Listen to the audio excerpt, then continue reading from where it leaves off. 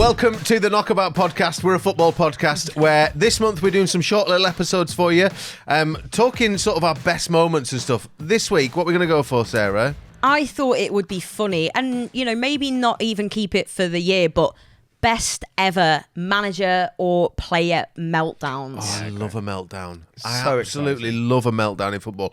So we're talking like maybe a manager like kicking. Jose Mourinho used to do it quite a bit, didn't he? Where Yeah. he'd kick like a water bottle or something like that. Wenger got sent off for kicking a bottle. Do you remember that once? He kicked a bottle and he got sent to the stands. Did and he? it's totally bizarre refereeing. Because when Rooney was with us, he got done for kicking a water bottle. I remember that as well. Love that. Water bottles, obviously a bit of frustration. Sometimes you see players acting like absolute babies on the pitch Yeah. and stuff sometimes, don't you? Baby. Yeah. What a What a baby. baby. Ted, what have you got for us? Meltdowns. Well, my favourite meltdown of all time is Rafa Benitez. I actually spoke about this with Carl Porter. Rafa Benitez facts speech, if you remember that. Yeah. It was mid-title race. I think Liverpool were winning the league, and he just got completely outdone by Fergie's mind games. Like, Yeah. he was so good at this. He's Ferguson the said some- master. yeah, he said some absolute rubbish, some sort of thing that threw him, and he just lost it. And he'd go like, I can't remember. Basically, he just starts saying fact after everything. Fact. And it's quite a confusing conference. And I feel in that moment like he didn't lose the dressing room, but there's definitely a sense of like, well, this guy's an absolute nutter. He's lost it. You just don't try and play mind games or engage in mind games with Sir Alex Ferguson. Well, on that as well, let's do my one because it sort of links in. Kevin Keegan. Yeah, the classic. The classic. We need to. Can we get this up? Is YouTube going to spoil us for this one? Kevin Keegan meltdown. If you put that into YouTube, mate, let's have a little play of this just to remind ourselves.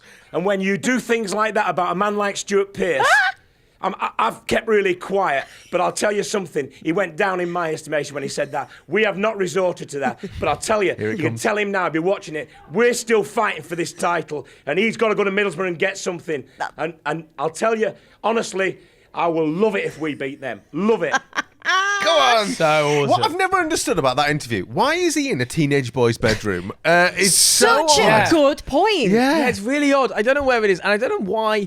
Because I seem to remember there was a documentary that came out in 2018 at the World Cup called "The Impossible Job Managing England," and he was the only England manager not to take part in the documentary. Really? And he refuses to speak about his time as England manager at all. Really? You can't get him to speak about it. There's an interview where someone's like, "What?" Gabby Logan asked him something. He's like, "No, I don't want to talk about it." And he's so anti-it, which is so funny to me because that's the most like verbose, passionate. It's like Yeah. surely he'd have something to fucking say about being England manager. He's literally never spoken Maybe about he's it. just scared, of becoming so memeable again because, Yeah, that is, I quote that all the time. And love it as well. and they've got to go to Middlesbrough and get something. And I tell you now, I'd love it if we beat them. If I find myself saying it to my colleague at Everton, like we'll go, oh, we've got so-and-so away with the women's team. And I'll be like, oh, I'd love it if we beat them. And then it starts it, doesn't it? And I love it if we beat them. It's so iconic. Quite funny. It shows what an absolute master of the mind games Yeah. Fergie is. That we've just talked about two meltdowns, and Yeah. they've both been because of things Fergie was doing. And There a long must be time ago. more as well. I'm trying to think of the other great Fergie. Well, I think Wenger used to get a bit wound up by Fergie sometimes. There was a period where Wenger and Ferguson were of a similar stature, and then the whole stadium move happened and everything with Wenger. Yeah, and Wenger did very well to keep them in the they Champions League for so many years. Have some respect. Yeah. I think that. And then Wenger and Fergie sort of became friends later in life, sort of thing. It mellowed a lot more, Yeah, and it was a bit disappointing. shame. You know what I mean? Mourinho and Wenger also had big clashes on the touchline. They were fantastic. Annoyingly, Mourinho and Fergie never did. There was always a respect there from Mourinho's side that meant that Fergie was fine with him, even sort of early on. Do you know what I 'Cause mean? he did the massive Porto celebration where he ran to the other length of the pitch. Yeah. I think Fergie kind of took him under his wing a bit, really. Yeah, almost. And Odd. it is odd that because they should have had some. There should have been ding dongs there, shouldn't there? Yeah. I mean, you got one you want to bring up. I think. Yeah, and you referencing running the length of the pitch, I think it's only right to reference this man when it comes to meltdowns, Jurgen Klopp, because I couldn't count how many he's had. How did I know Klopp was going to get brought up for the meltdowns? I'm here for it. I'm here for it. Going to want to beat. It's true though, like I think no doubt incredibly good manager. What he did with Liverpool in the time he was there, without spending obscene amounts of money in terms of, what others do.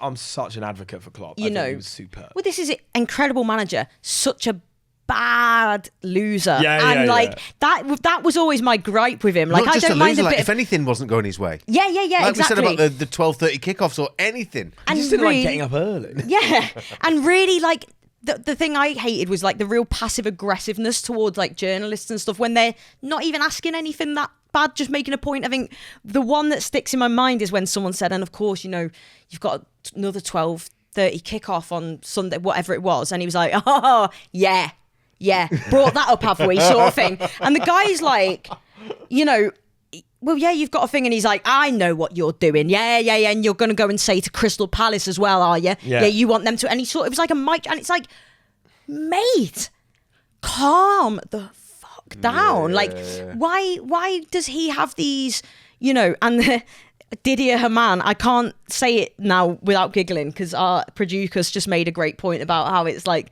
Didier Hamann. But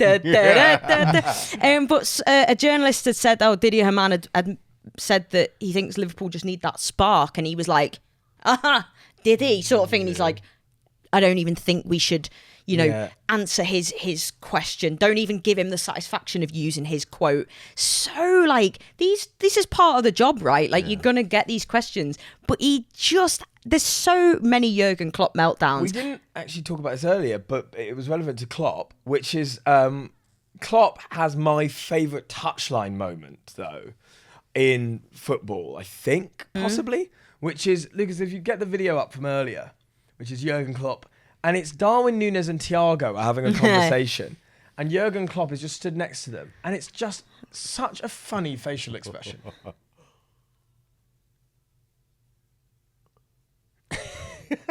Is it because he's like, what have you said? You're there, doing right? my... He had got a lot of those sort of things. I mean, there was that time he ran at... He was a bad winner as well, Klopp.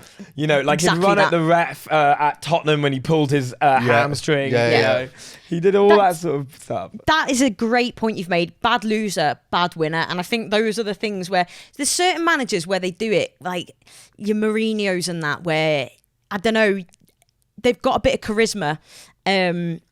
No doubt very charismatic if you're a Liverpool fan. Maybe part of it is because I just am an Evertonian, but I just don't like his whole aura. Great manager, no doubt about that. But the whole touchline thing, that used to cringe me out as well, where he'd stand on the halfway line. Oh yeah, and just so watch. odd that feels like a meltdown in itself. Yeah, 100%.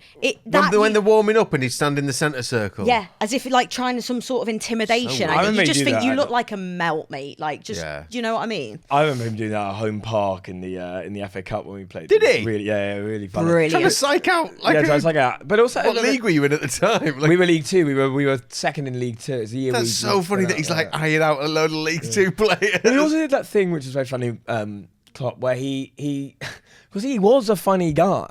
He has quite a lot of funny things, like in a way that Mourinho isn't. Like Mourinho isn't witty. Like he's a withering put down, he's quite rude, but he's not like.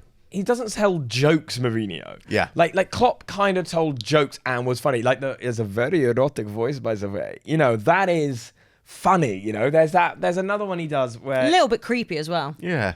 I'd say so. Yeah. No, I think it's to a bloke. Yeah, The teeth went too white. Yeah. 100%. When you see like Klopp before becoming really successful at Liverpool to like after, the glasses have gone, the teeth are there, he looks about 20 years younger. Yeah. Those are quite funny, but also the jaw thing always got me. He also that, and he also would do that thing where he'd say one word, boom. So you ate that because you're an Everton fan. No, that's funny. That's a funny thing to say. Do you think it's funny? No, it's I not. mean, It's we are horrible. Everton and United, but I can't imagine. Yeah, I can't imagine you people Fergie saying watching that. or listening along. This is what absolute you people. You people. Oh, you people. You people. Commoners below me. Yes, defending a German going, you people. I don't really like. I think Klopp genuinely was great value, and he was quite funny. He was a nice guy. Around I'm COVID, not sure. I think he is a nice guy. Around COVID, he was fantastic. Like, I mean, I remember he was also so funny when they lost 7-2 to Villa. And he was like, I have so many positives from that. That's funny. That was Sean Connery, that one, by the way. Right, let's get back to Meltdowns. Have you got any more, or is that pretty much wrapped player up? meltdown, Ronaldo. Ronaldo storming off at Old Trafford and then doing a sit-down interview with Piers Morgan before having the worst World Cup in the history of the World Cup. That saga's fucking hilarious. Yeah. He's had a lot. The amount of times Real Madrid Bale would score, and instead of celebrating, he just looked so pissed off. He's such a twat. Yeah. I know he's like Ronaldo and one of the greatest players ever, obviously. But so many videos of him at Real Madrid being furious someone else scored. Was it? Funny. I feel like it was Ronaldo at Goodison when he got subbed off or after the game or something, and a kid was filming, slapped his the phone leg away, didn't because he? his Yeah. leg was bleeding, Yeah. and he smacked his phone to the ground, and that kind of thing where you're like, that's a bit He's much, that in it. Well, I think you're showing your true colours there. Well, this is aren't the you? thing. Yeah. The one thing that cannot be allowed to happen, despite FIFA's rigging, is Cristiano Ronaldo wins the World Cup. Because the Euros, you can, as they did, fluke your way to. Yeah. You know, we fluked our way to a final this year. Greece won it one year. The Euros is not... It's Tournament prestigious, football is, but it's not. The World Cup is. Yeah. The thing I love about the World Cup is it's never really won by people who don't deserve it. Like, the It's big always a great clubs that win team. it, you know? The big clubs, big Yeah. countries that win it, you know? Cristiano Ronaldo winning the World Cup would probably be the second worst thing to happen to the world after a nuclear strike is set. Sure. All right. Just merge this clip with him lifting the World Cup in a few months' and then time. Ted having the biggest meltdown ever. No one I'd ever be sees so or hears upset. from Ted. But to do an interview, a Yeah. 20-minute sit-down interview because you Rotten. didn't get PR. Yeah. Right, that's your Meltdown episode. Let us know what you think if we've missed one. Get in touch, all the usual ways, on socials, on WhatsApp. We will see you again next week.